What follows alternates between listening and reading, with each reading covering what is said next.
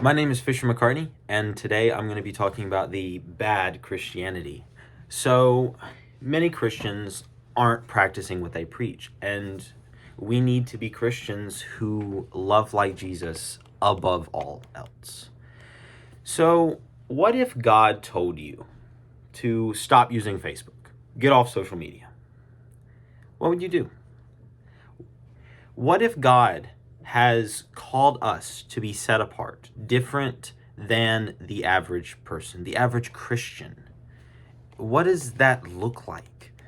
Well, as I said before, Christians don't practice what they preach. They go on social media and fight with people. They argue. They seem like just an average person. And I don't think that that's what God asked us to do.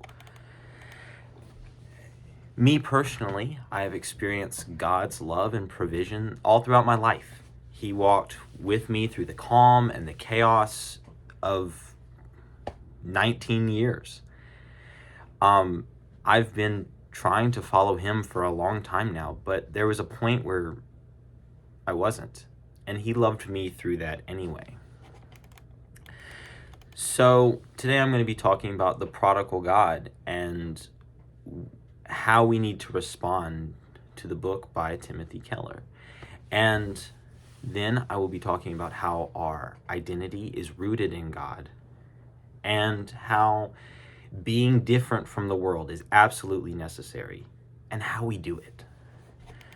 So, Timothy Keller's book, The Prodigal God, contrasts what it means to be living like one of the sons in Jesus' famous parable, the prodigal son. You can be the elder son, the one who didn't technically do anything wrong, but got so caught up in his pride that he thinks he's better than his younger brother and doesn't welcome him home. Or you can be the flippant, frivolous younger son who doesn't care about his father and squanders everything he's been given. So let's go deeper into that. What does that mean? So he contrasts the brothers with Pharisees and tax collectors. The pharisaical older brother just does not think he did anything wrong. He's so caught up in himself.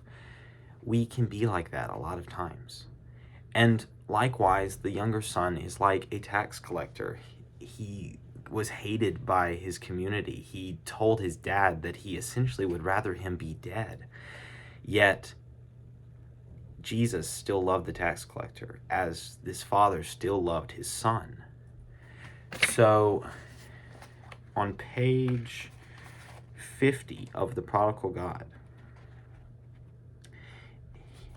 Keller writes, Jesus does not divide the world into moral good guys and the immoral bad guys. He shows us that everyone is dedicated to a project of self-salvation, to use God and others in order to get power and control for themselves. We are just going about it in different ways.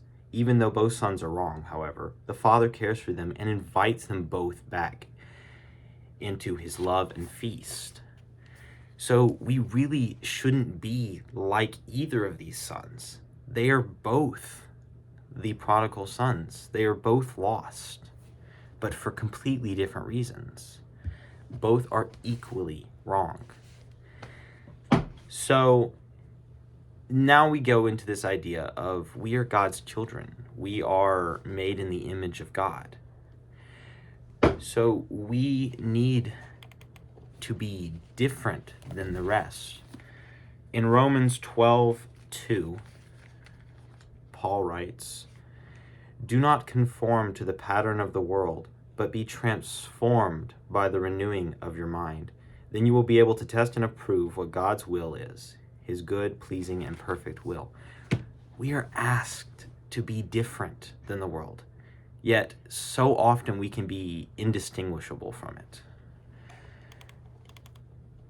God has asked us to be his image bearers. We need to love like he loved. We need to live like he lived. He died for us. So we can't be caught up in this pursuit of God and we think that we are better than everyone else around us, but we also can't reject him. We need to, whether actually or metaphorically, die in the same way Jesus did for others. We need to love others, just like the Father, just like Jesus loved us.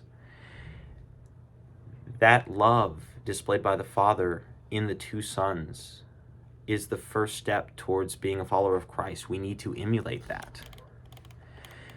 How then do we do it? Loving like Jesus loved. Well, we give up what we want. Lose that argument, even if you're right. You don't need to always be in the right. We don't always have to have our own will above others. We can give up what we want, die to ourselves. So back to the social media thing. What if God wants you to just leave that comment on your Facebook post alone?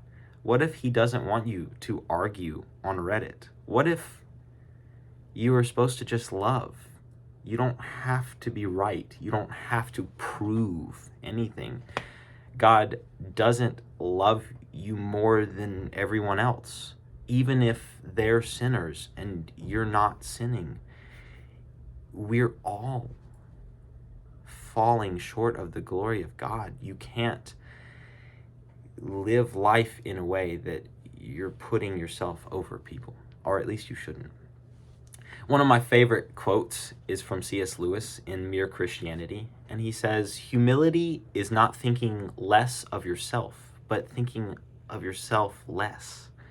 We should try to live like Jesus lived in this way. We need to put others above ourselves. So, in conclusion, the two sons in the prodigal son are equally in the wrong. Neither one was really in the right. They're both sinning. And we do that too. We are a reflection of God's image, so we should act like it. We should be the light to the darkness. And then finally, we need to love others at all costs, even to our own self-detriment. We cannot put our will above others. So I just urge you, love other people like Jesus loved you.